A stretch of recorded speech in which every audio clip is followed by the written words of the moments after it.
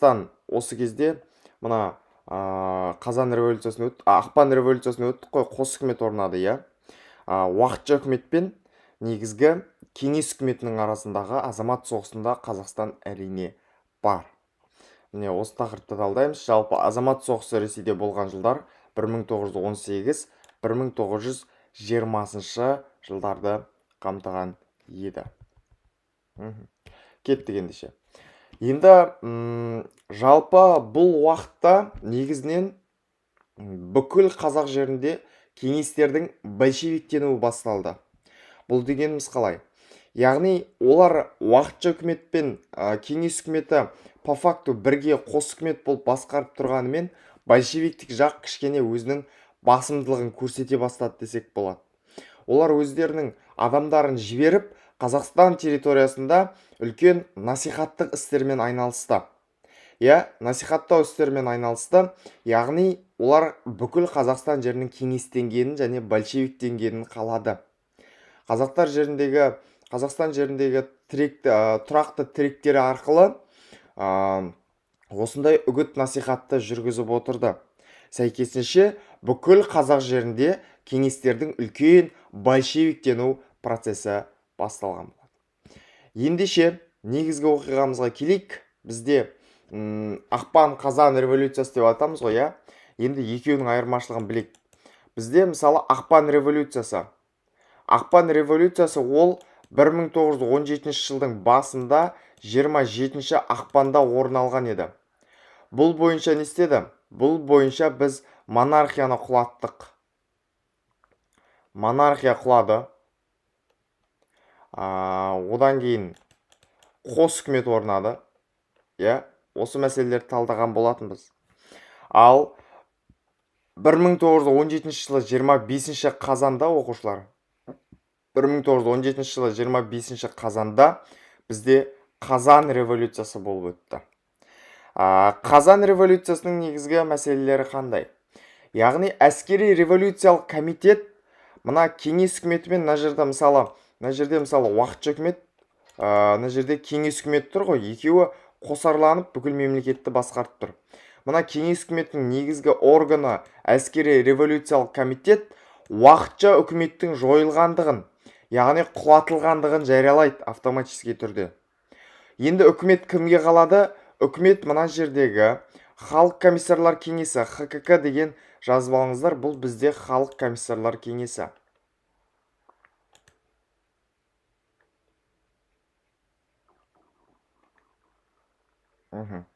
Халық комиссарлар кеңесі. Яғни кеңес үкіметінің халық комиссарлар кеңесінің жетекшісі Ульяновқа, яғни Ленинге берілді. Міне осылайша негізгі Ленин өзінің жетекшілігімен уақытша үкімет, яғни қарсыласы уақытша үкіметтің құлатылғандығын жариялады. Осы кезде Лениннің жетекшілігімен кеңестердің екінші бүкілресейлік съезінде ең үлкен екі декрет қабылданды. Ол екі декрет қандай? Ол бізде бітім туралы декрет және жер туралы декрет. Бітім туралы декрет бойынша Ресей империясы бүкіл бірінші дүниежүзілік соғыстан мүлдем бас тартады, яғни шығады. Ал жер туралы декрет бойынша осы кезге дейін бізден бірнеше миллиондаған десятина жер тартып алып келе жатыр, иә. Сол миллиондаған жерлерді қайтарамыз деген уәде беріп еді. Міне осы кезеңнен азамат соғысы басталады.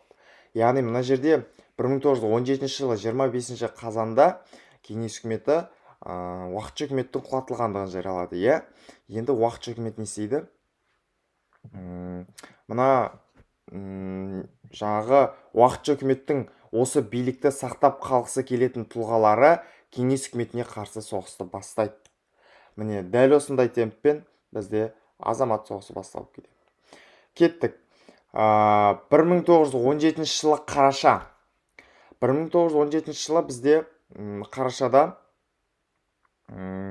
декрет деген типа жарлық қой. Кәдімгі жарлық шығарады деген сияқты. Декларация қабылданады 1917 жылы қарашада. Яғни Ресей халықтары құқықтарының декларациясы жарияланады. бұл жерде Ресей халықтарының бөлініп дербес мемлекет құруына дейінгі ерікті өзін өзі басқаруы, билеу құқығы берілетіндігі айтылады. Одан бөлек Ресей мен Шығыстың барлық мұсылмандарына үндеу жарияланады. Ол бойынша мұсылман халықтарға, оның ішінде қазақтарға, салт дәстүр, тіл, дін, осындай нәрселерге қол сұқпаушылық туралы гарантия жарияланады. Бұл екеуі қашан жарияланып жатыр? 1917 жылы қарашада жарияланып жатыр. Жақсы. Осындай кезеңде Қазақстан территориясында кеңес үкіметін жақтайтын, немесе кеңес үкіметін вообще жақтамайтын неше түрлі партиялар пайда болады. Мысалы, 1917 жылы қазан мен 1918 жылдың наурыз арасында бізде 300 деп аталатын партия жұмыс істеді, оқушылар. Қашан жұмыс істеді? 1917 жылы қазан революциясынан кейін сразу құрылды, 1918 жылғы наурызға дейін жұмыс істеді. Бұлардың жаңағы негізгі позициясы қандай? 300 партиясының позициясы ол кеңес үкіметін жақтайды. Яғни Қазақстан аумағында кеңес үкіметін нығайтуға және соны орнатуға атсалысқан партия болып табылады.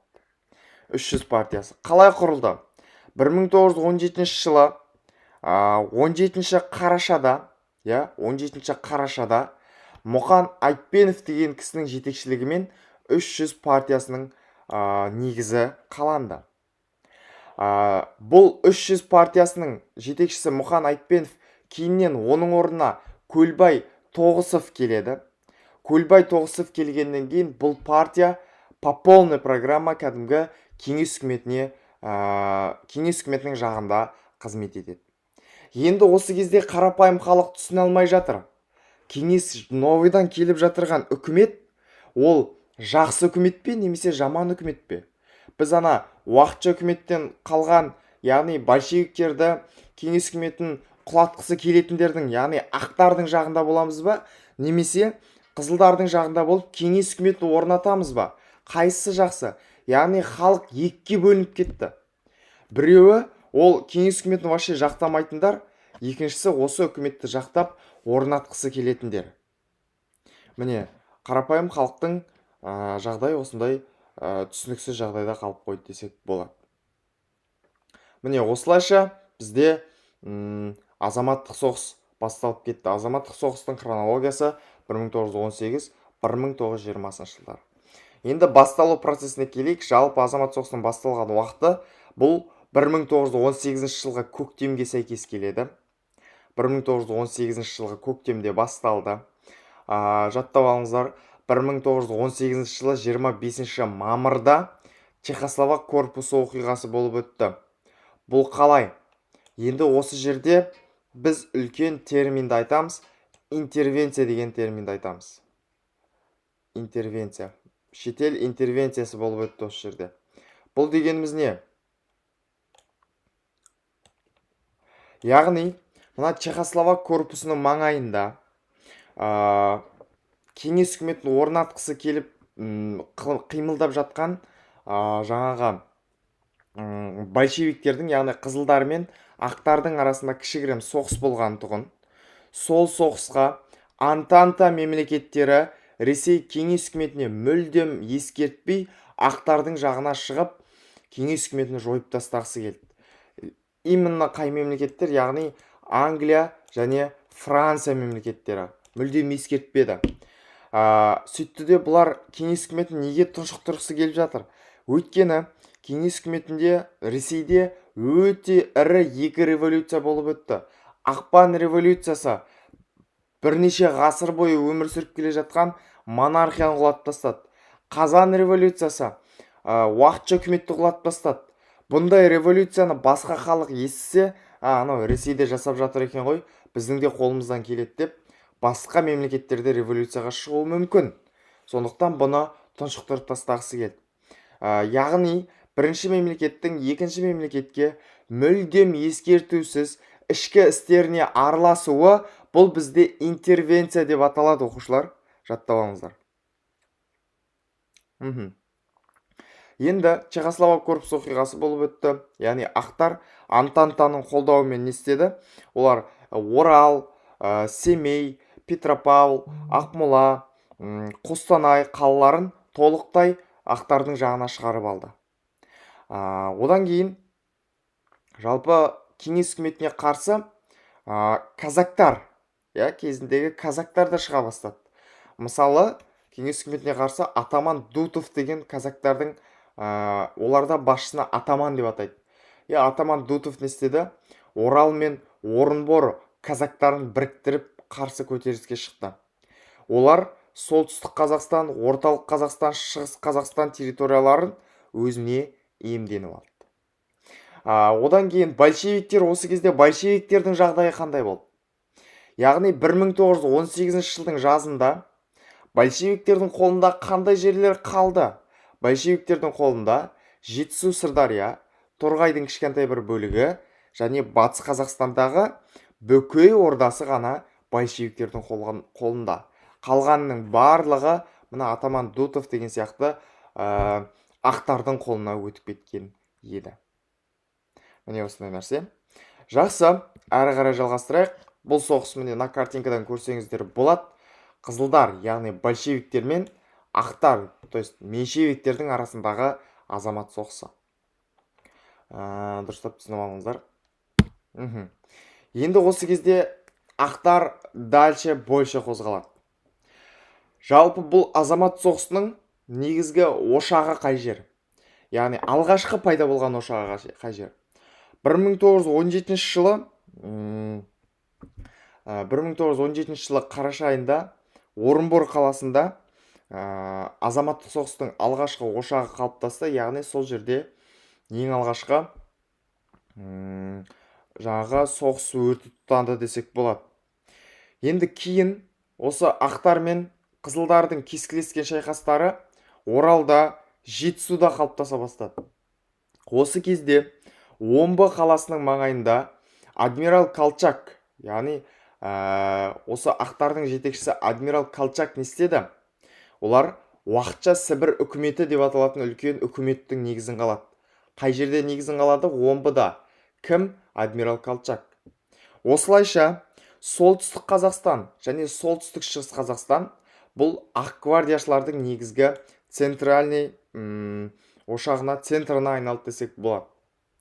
Енді осы кезде алашордашылықтар құрылды ғой, Алашорда үкіметі бізде 1917 жылы желтоқсан айында құрылған болатын, талдаған болатынбыз. Алаш автономиясы құрылды. Енді осы кезде Алаш автономиясының позициясы қандай болып жатыр? Ол кеңес үкіметіне қарсы болып жатыр ма? Әлде жаңағы кеңес үкіметіне за ма? Енді осы кезде Алаш автономиясы бірінші жаңағы ең басында ұстанған позициясы мына адмирал Колчак қазақ автономиясын, то есть Сібірлік үкімет Алашорданы өзіне тартқан болатын. Давай дос болайық, кеңестерге қарсы шайқасайық деп. Бірақ кейіннен адмирал Колчак Алаш автономиясының, жалпы қазақ автономиясының жеке мемлекет болып өсуіне қарсы шықты. Міне, бұл процестің әрі қарай қалай жалғасқандығы туралы қазір келесі тақырыпта талқылайтын боламыз. Енді осы кезде сол жаңағы азамат соғысының кезінде кеңес үкіметін жақтайтын қазақтар болды. Сөйтіп ақтарға қарсы азамат соғысына кіріскен қазақтар болды.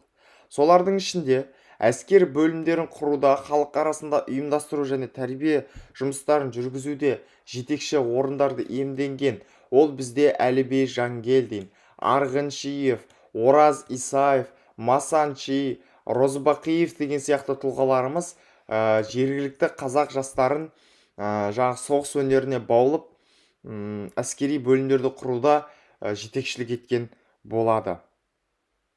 Осы нәрсе. Енді Алаш автономиясы да қарап жатқан жоқ. 1918 жылы тамызда Семей қаласында мынандай оқиға болды. Яғни ең бірінші тарихта Алаш деп аталатын әскер полкі құрылған болатын. Яғни дивизияның аты Алаш деп аталды. Бұл Бөкей ордасында құрылған атты әскер полкіне бізде Чурин, Сәрсеков, Жәнекешев деген сияқты тұлғаларымыз жетекшілік етті. Және осы кезде мына Алтай Тарбағатай тауларының маңайында сол кеңес үкіметіне қарсы қызмет атқарған партизандардың тобы болды. Яғни ол бізде тау қырандары деп аталады оқушылар. Тау қырандары. Бұл тау қырандар, партизан деген андай ғой, партизандық соғыс деген. Мысалы, сіздер бір зданияның ішінде отырсыздар да, 100 метр жерден жау келе жатыр. Сіздер олардың алдынан жаңағы ақырып атып шықпайсыздар. Сол зданияның ішінде тығылып, қашып-пышып жүріп, жауға зиян келтіре бересіздер. Міне дәл осындай движение тау қырандары, яғни партизандар қозғалысында жаңағыдай көзге түскен. Так, оқушылар барлығы естіліп, түсінікті болып жатыр ма сабақ? Енді осы кезде өзінің жаңағы бір тарихта ерекшеленген бұл Әлібей Жангелдин. Әлібей Жангелдин не істейді? Ақтөбе майданын қару-жарақпен, дәрі-дәрмекпен қамтамасыз еткен тұлға. Яғни кеңестердің жағында бұл. Кеңестерге қызмет етіп жатыр, ақтарға қарсы.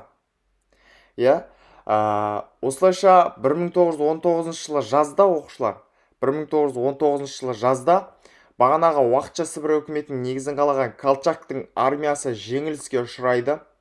Батыс, солтүстік, шығыс Жетісуды азат етуге кеңестерге мүмкіндік туады. Міне осылайша ел ақтардан, Қазақстан территориясы ақтардан толықтай тазартылады 1919 жылдың соңы. Ал енді азамат соғысының Қазақстандағы ең соңғы точкасы деп келетін болса, Жетісу майданын белгілейсіздер оқушылар. 1920 жылы Жетісу майданы жойылды. Яғни ол жердегі ақтардан түгелдей құтылдық десек болады. Яғни кеңес үкіметі Жетісу жерін 1920 жылы наурызда ақтардан тазартты. Міне осылайша азамат соғысы аяқталды. Азамат соғысы кеңестердің, яғни большевиктердің жеңісімен бітті. Енді давайте сұрақтарға жауап беріңіздер. 300 партиясының негізін қалаған тұлға, яғни бірінші жетекшілігінде болған.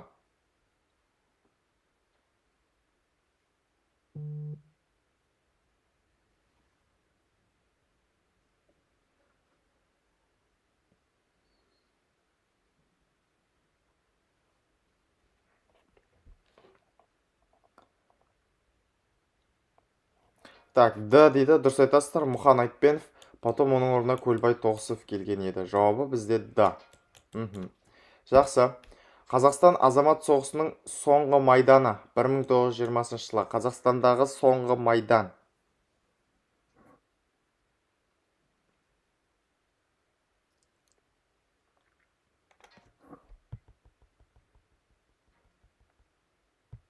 Давайте тез жауап берейік, чатта күтіп отырмын.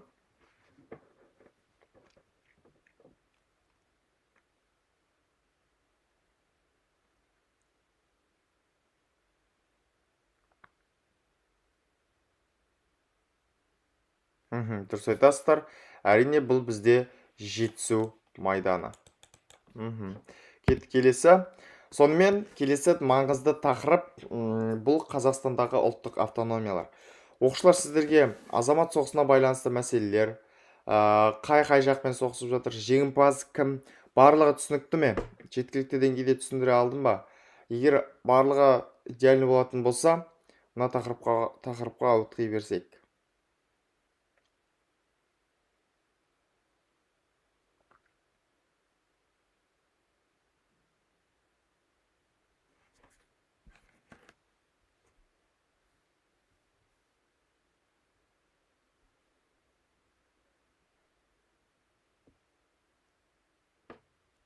Жоқ, Назерке, бұл әр тақырыптың алдында болатын тесттер ғой.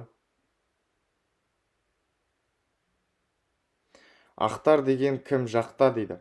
Ақтар, олар меньшевиктер деп аталады. Яғни ақтар ол уақытша үкімет құлатылғаннан кейін, сол уақытша үкіметтің бывший сотрудниктері, кеңес үкіметінің орнағанын қаламайтындар, және казактар кірді құрамына, яғни Ленин бастаған қызылдарға қарсы соғысты олар. Әрине, кеңес үкіметі жеңді. Англия мен Франция олар интервенция жасады. Яғни кеңес үкіметіне ескертпей ақтардың жағында кеңестерге қарсы соғысқа көмектесті. Ағай, жаңа адамдарды көрсеттіңіз ғой, олар кімдер? Розбақиев, Масанчи деген не істегенін көше беретіндей дейді.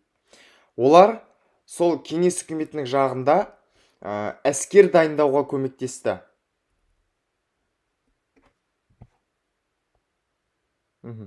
Давайте ендеше вроде барлық сұрақтарыңызға жауап бердім. Барлықтарыңыз сабақта отқандарыңыз дәлел ретінде скриндарыңызды жіберіңіздер, мен сіздерге 3 минут уақыт беремін. Давайте кеттік. Скрин жібереміз.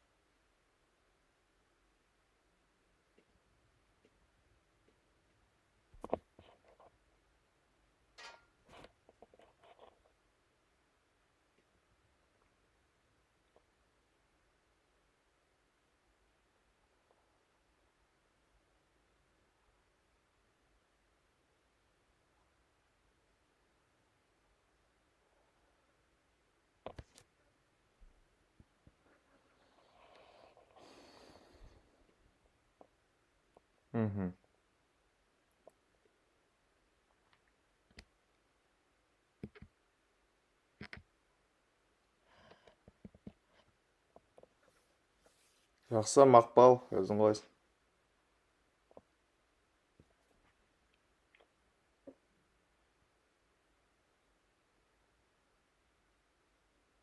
Қазір оны талқылайтын боламыз, аяулым.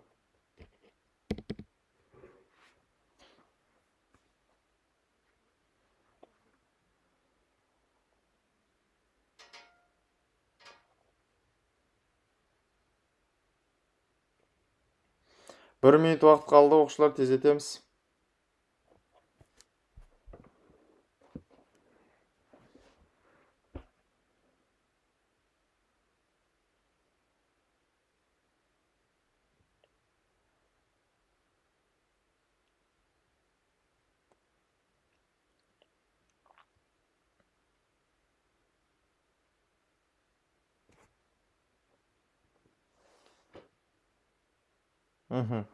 Все, кеттік, ендеше сабағымызды жалғастырайық. Енді Қазақстан аумағында пайда болған ұлттық автономиялар. Ақпан, қазан төңкерістерінен кейін бізде бірнеше автономиялар пайда болды. Мысалы, мына жердегі Алаш автономиясын білеміз, жалпы Түркістан автономиясын білеміз. Сол кездегі картасының кейпі осындай болған екен. Ендеше барлығымыз осы тақырыптарды талдайық. Кеттік, Түркістан автономиясы. Түркістан автономиясының құрылған уақытысы қашан? Яғни 1917 жылы қарашада 4-ші өлкелік төтенше мұсылман съезі болып өтті. 4-ші өлкелік төтенше мұсылман съезінде Түркістан автономиясыны құрылды. Және Түркістан автономиясын біз басқаша Қоқан автономиясы деп те атаймыз. Неге? Өйткені бұл автономияның орталығы Қоқан қаласы болып есептелінді. Енді бұл Қоқан автономиясы, яғни Түркістан автономиясының жетекшілері кім? Бағана мысалы 300 партиясының жетекшісі ол Мұқан Айтпенов пен Көлбай Тоғысов болды ғой. Тура сол сияқты Түркістан автономиясының жетекшісі Мұхамеджан Тынышпаев, кейіннен Мұстафа Шоқай. Одан кейін бұл негізгі жаңағы Түркістан автономиясының позициясы, мақсаты қандай болды? Яғни бүкіл Түркістанды бір автономияға біріктіру және Ресейдің құрамына енгізу. Міне осындай мағынада болды. Бірақ бұлар бір үлкен кеткен минусы, бұлар кеңестік үкіметті құрған жоқ. Бұлар Түркістан АКСР-ін құрған жоқ. бұлар Түркістан автономиясын құрды. Және кеңестік үкіметті құрмағандықтан бұған жаңағы новойдан келіп жатқан кеңес үкіметі жазалаушы отряд жіберді. Яғни 1918 жылы қаңтарда Ташкентке большевиктердің үлкен жазалаушылар отрядын жіберді. Және ол жерде бір қызығы, мына армян халқының да өзінің әскери жазалаушы отряды бар еді. Ол бізде Дашнак Цутюн деп аталады оқушылар. Жаңағы большевиктердің жағында Түркістан автономияшыларын құрған адамдарды жазалауға келе жатыр. Міне осылайша 1918 жылы 29 қаңтарда жазалаушылар Ташкент қаласын басып алды, өртеді. Ташкент қаласында өмір сүретін 150 мың адамның 50% ғана тірі қалды. Одан кейінгі алдымызда келе жатқан 4-7 ақпан аралығында небәрі 2-3 күнде 10 мың адамды өлім жазасына кесті. Міне осындай үлкен жазалаудан кейін 1918 жылы сәуірде Түркістан АКСР-ын құрды. Яғни Түркістан автономиясын жойып тастап, оның орнына 1918 жылы сәуірде орталығы Ташкент қаласы болатын Түркістан автономиялық кеңестік социалистік республикасы құрылды. Оқушылар, жазып алыңыздар. Автономиялық кеңестік социалистік республика.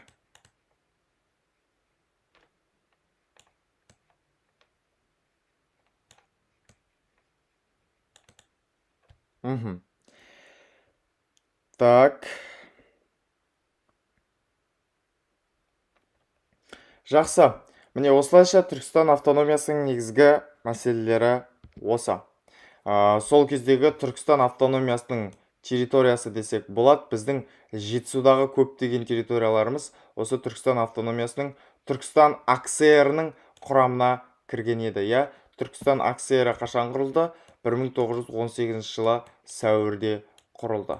Орталығы қай қала? Орталығы бізде Ташкент қаласы.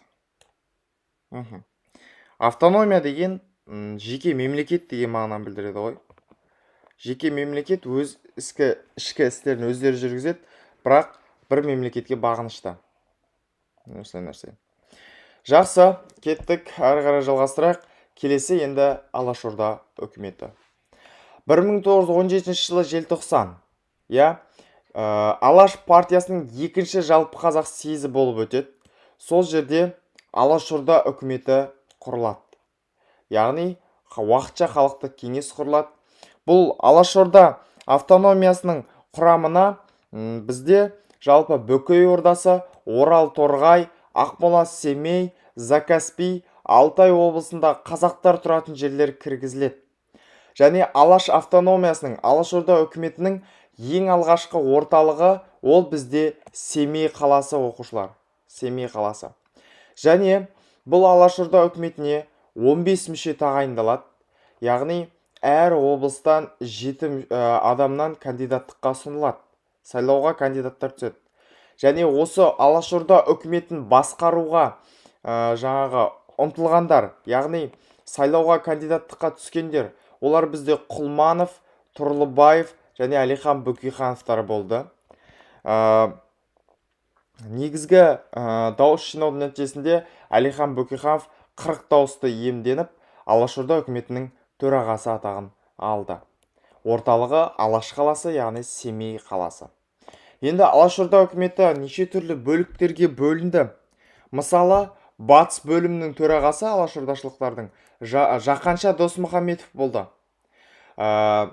Міне, Алаштар ең алғашқы позициясы осы құрылғаннан кейін азамат соғысының кезінде бағана айттық, олар ақпан революциясын қолдады, монархияның құлағанын қолдады, бірақ қазан революциясынан кейінгі нәтижені қолдамады. Яғни асы жылдары дегеніміз азаматтық соғыс жылдары қызылдарға қарсы соғысты, оқушылар. Қызылдарға қарсы соғысып жатыр. Міне Алаш автономиясының сол кездегі территориясы, орталығы ана жердегі міне Алаш қаласы, яғни Семей қаласы. Осы жерде негізі қаланды. 1917 жылы желтоқсанда негізі қаланды және екінші жалпы қазақ съезінде негізі қаланды. Жақсы. Енді осы кезде Алашорданың милициясын құруда, алашордашылықтардың жастарын әскери өнерге баулуға жетекшілік еткен тұлғаларымыздың ішіндегі ерекшесі Жетісу жерінде Отыншы Әлжанов деген тұлға болды, оқушылар. Жетісу жерінде Отыншы Әлжанов деген тұлға болды. Яғни Алашорда милициясын құруда еңбек сіңірген тұлға. Алашорда армиясында өзі де қызмет еткен болатын. Міне, осындай жақсы жақтағы оқиғалар болып жатты. Бірақ 1918 жылы қазан нағыз азамат соғысы басталған кезде бағанағы Колчак, уақытша Сібір үкіметін құрған Аннеков деген сияқты нелер, ақтардың жетекшілері, яғни осылардың отрядтары Алашорда үкіметінің құрылуына қарсы болып шықты. Алашорда үкіметі құрылмайды. Қазақстан территориясы толықтай ақтардың құрамында болуы тиіс деген жарлық шығарды.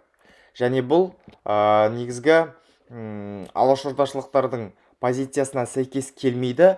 Сондықтан не істейді? Алашордашылықтар ақтардың жағынан шығып, қызылдардың жағына қарай, кеңестер жағына қарай ойысады. Яғни кеңестердің жағына шығады. Біз айтатын едік, 1919 жылы кешегі тақырыпта айтқан болатынбыз, алашордашылықтарға кешірім жарияланды деп. Міне сол не кешірім? Яғни басында ақтардың құрамында болып, қызылдарға қарсы соғысқан. Бірақ кейіннен ақтар анандай движение жасағаннан кейін бұлар қызылдардың жағына қарай өткен. Сәйкесінше қызылдар оларға кейіннен кешірім жариялаған болады. Так, түсінікті ма оқушылар? Екі автономияны талдадық. Түркістан автономиясы және Алаш автономиясы. Алашорда үкіметі. Ендеше мына сұрақтарға жауап беріңіздер. Алаш автономиясының орталығы.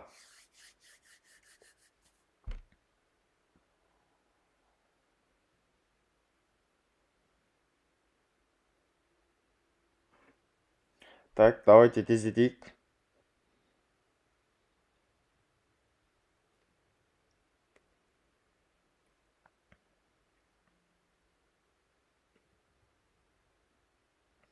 Жақсы. Бұл әрине бізде Семей қаласы, оқушылар, Семей қаласы. Келесі. Жетісу жерінде Алашорда милициясын құрып жасақтаған тұлға кім? Тауып көріңіздер.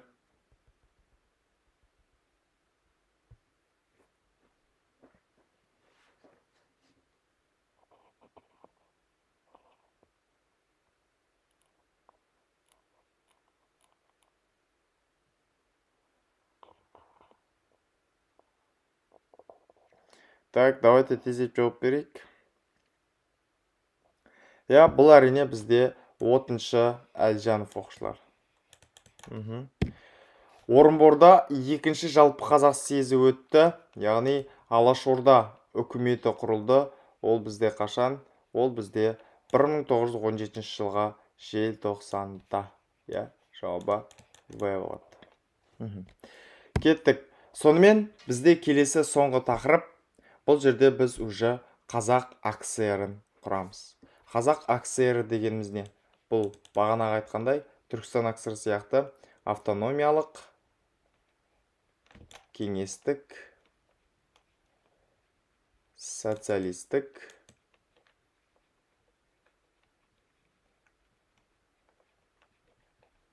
республика. Мына расшифровкалардың барлығын дұрыстап жаттап алыңыздар, оқушылар. Бұлар сіздерге керек болады. Қазақ АКСР. Казревком, яғни РКФСР ХКК дегеніміз не? Бұл бізде Ресей, кеңестік, федералистік, федерал деп қоя салайын, федералистік, социалистік республикасы. Республикасы. ХКК дегеніміз халық комиссарлар кеңесі.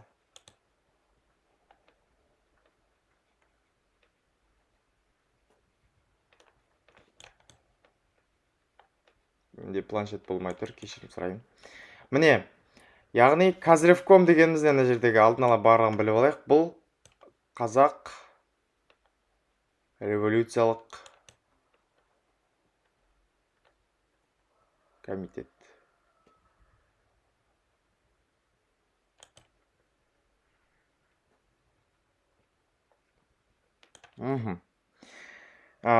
Енді қараңыздар. Жалпы Қазревком не істейді? Ресей Кеңестік Федеративтік Социалистік Республикасының Халық комиссарлар кеңесі 1919 жылы 10 шілдеде 1919 жылы 10 шілдеде Ленин қол қойған Қырғыз өлкесін басқару жөніндегі революциялық комитетті құрады. Бұл Қазревком деп қысқартып айтамыз. Қазревкомның төрағасы болып Пестковский жарияланады, оқушылар. Қазревкомның төрағасы болып Пестковский жарияланады. Пестковский не істейді? 1920 жылы 9 наурызда Алашорда үкіметін толық жою туралы жарлыққа қол қояды. Міне, осылайша Қазревком Алашорданы жойды. 1920 жылы 9 наурызда. Алашорданың орнына пайда болған үкімет ол бізде Қазақ автономиялық кеңестік социалистік республикасы. Яғни 1920 жылы 26 тамызда бүкіл одақтық атқарушы комитет және халық комиссарлар кеңесі Қырғыз АКСР-ін құру туралы, яғни Қырғыз автономиялық кеңестік социалистік республикасын құру туралы декретке қол қояды. Бұл Қырғыз АКСР-ның орталығы ол бізде Орынбор қаласы. Енді мына жерде қараңыздаршы, Қазревком деп жатырық қой. Қазревком, Қазрев деп қоя салайын. Қазревком екі саяси органнан тұрады. Ол бізде орталық атқарушы комитет және халық комиссарлар кеңесі. Орталық атқарушы комитеттің жетекшісі бұл бізде Сейтқали Меңдешев болды, оқушылар. Сейтқали Меңдешев болды. Ал халық комиссарлар кеңесінің жетекшісі Радусь Зенкович болды.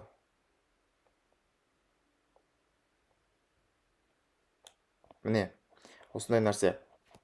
Жақсы, әрі қарай жалғастырайық. Енді 1920 жылы 4-12 қазан Орынборда Қазақ АКСР-ның құрылтай съезі болып өтті. Сол съез бойынша 12 қазан аяқталған күні бұл Қазақ кеңестік ұлттық мемлекеттің құрылған күні. Міне, осылайша біз Қырғыз АКСР-ін құрдық. Қырғыз АКСР-ның территориясы мына жақта бейнеленген. Біздің тарихи атауымызды, яғни қазақ деген атауымызды бұлар қырғыз деп өзгертіп тастады, оқушылар. Міне, үкімет екіге бөлінді. Орталық атқарушы комитет және халық комиссарлар кеңесі. Ол бізде Сейтқали Меңдешев орталық атқарушы комитеттің жетекшісі, Радусь Зенкович халық комиссарлар кеңесінің бірінші жетекшісі. Осы нәрселер. Енді Қазақ АКСР-ның еңбекшілері құқықтарын декларациясы қабылданды. Бұл енді типа сол Қырғыз АКСР-ның конституциясы есебінде қарастырылды. 1920 жылға дерек жалпы Қазақ АКСР-ның жер аумағы 1.871.279 шаршы верстті алып жатыр. Верст дегеніміз ол 1,7 где-то осындай нені алып жатты, гектарды алып жатқан болатын.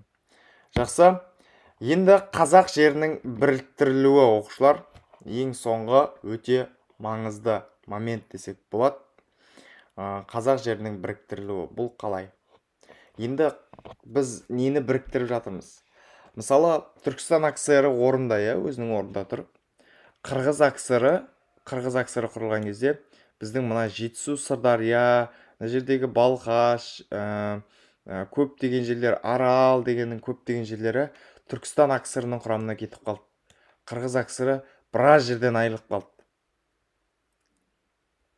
Міне, 1921 жылы Қазақстанның батыс және осы Қазақстан батыс, солтүстік батыс, территорияларында солтүстігінде үлкен шекаралық межелеу болып өтті оқушылар. Сол шекаралық межелеудің нәтижесінде 1924 жылы Түркістанның орталық атқарушы комитеті төтенше съезді қабылдады. Төтенше сессияны шекаралық қаулы қабылдады. Осы бойынша біз Түркістан АКСР-нен мына жердегі Ақмешіт, яғни қазіргі Қызылорда қаласы, сол Қызылорда қаласына қарасты Қазалы қаласы, мына жақтағы Шымкент қалалар, Әулиеата, одан кейін мына жердегі Ташкент, Сырдария территориясының барлығы, мына территориялардың барлығы бізде Қырғыз АКСР-дің құрамына қосылды. Осы кезде қазіргі территориямыз қалыптасты десек болады, иә. Қазір географияда Қазақстан территориясы қанша десе 2,7 миллион километр квадрат дейсіздер ғой. Сол уақыттағы территория нақты осы кезде қалыптасты. Міне осылайша 5 миллион 230 мың адам Қырғыз АКСР-ында өмір сүріп жатыр екен. 1925 жылы 15-19 сәуірде Ақмешіт қаласында Қазақ АКСР кеңестерінің 5-ші съезі болып өтті. Біріншіден, Ақмешіт қаласының атауы Қызылорда атауын иемденді, ал осы кезге дейін Қырғыз АКСР деп келген мемлекетіміз енді алдағы уақытта Смела Қазақ АКСР деп аталады.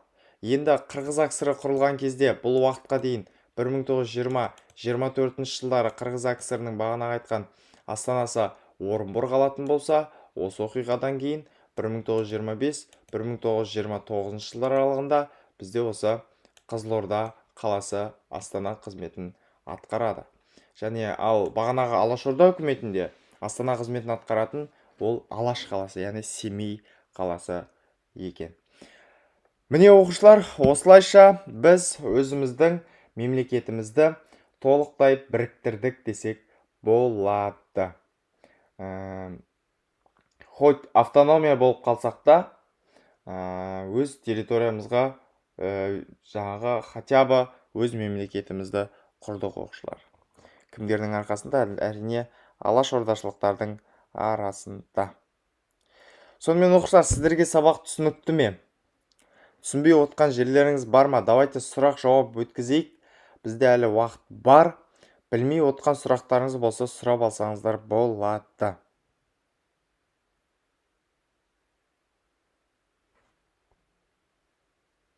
Съезд деген жиналыс.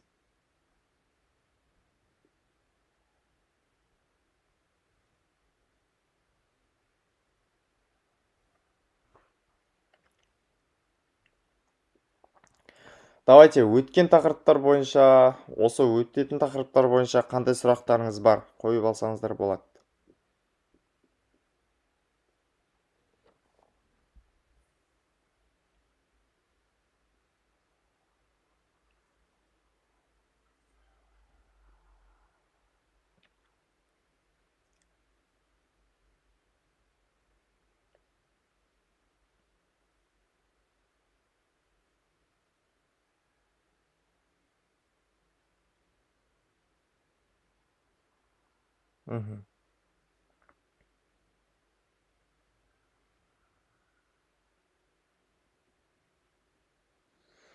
Ағай, декрет деген не мағына дейді? Манзу, декрет дегеніміз кәдімгі жарлық деген мағынаны білдіреді. Одан кейін автономия деген не дейді? Автономия деген жеке бір мемлекет деген мағынаны білдіреді. Жалпы автономия ол жаңағыдай мемлекет, бірақ белгілі бір мемлекетке бағынышты. Неге қырғыз деп атады дейді? Біздің тілімізді, дінімізді жою үшін негізгі идеологиясы сондай болды, бірақ олар, мына енді оларда казак деген ұлт бар ғой. Қазақ ұлттарын документке жазған кезде біз казак деп жазамыз, орысша аударып. Сол кезде ана казактармен шатасып кетеміз деген сияқты сондай бір өтірік әңгімені айтты десек болады. Интервенция дегенді қайттан түсіндіресіз бе? Аянат, интервенция дегеніміз ол бірінші мемлекеттің екінші мемлекетке ешқандай ескертусіз ішкі істеріне араласуы.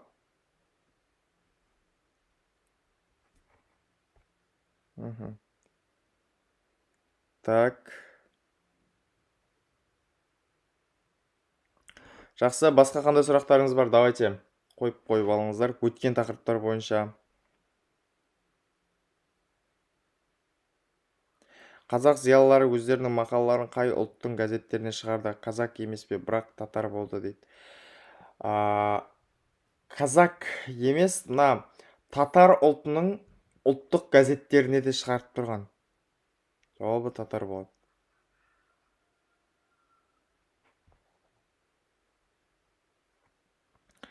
Сәкен Сейфуллиндер қазақ сөзін енгізуде үлкен рөл атқарған, енді оны әдебиетте талдайды. Қазақстан тарихының мектеп программасында ондай әңгімелер айтылмаған. Давайте тағы сұрақтарыңыз болса, өткен тақырыптар, көтерілістер, қағанаттар түсінбей жүрген жерлерің болатын болса, қойып алыңыздар.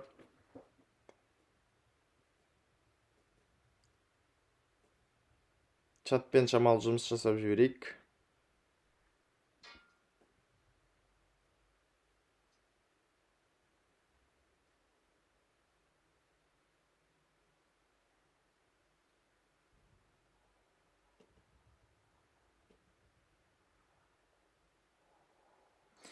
Үсен, бүгінгі тақырып,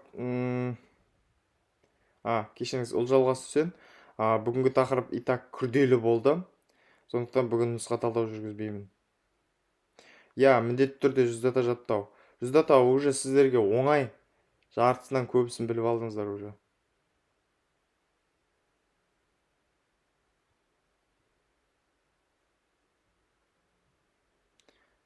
Бізге презентация жібермейді дейді.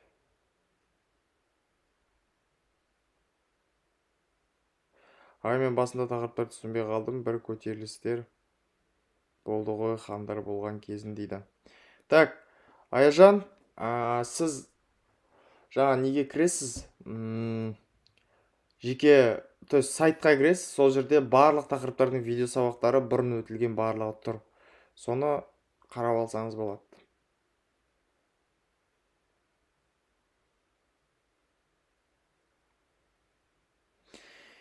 Енді әлі андай ғой, уақытша үкімет жағынан ақтар шықты, кеңес үкімет жағынан қызылдар, яғни большевиктер. Яғни ақтардың 1917 жылы 25 қазанда уақытша үкіметтің, яғни ақтарды қызылдар жойып тастады, жойылғандығын жариялады.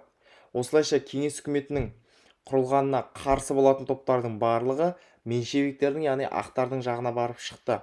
Сөйтті де ақтар мен қызылдар арасында азамат соғысы басталып кетті. Әрине мүмкін, Динара, өзгеретін болса, бізде материалдарымызға өзгертулер енгіземіз, уайымдамаңыздар. 11 болу керек. Айолым.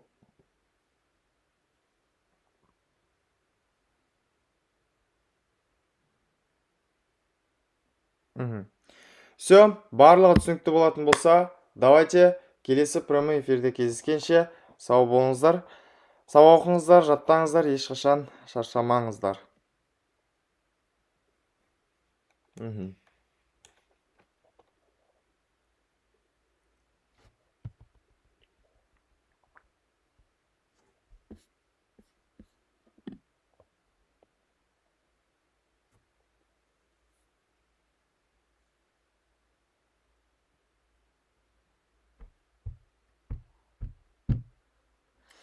Білмейміз, Динара, жақын уақытта шығарып қалу керек.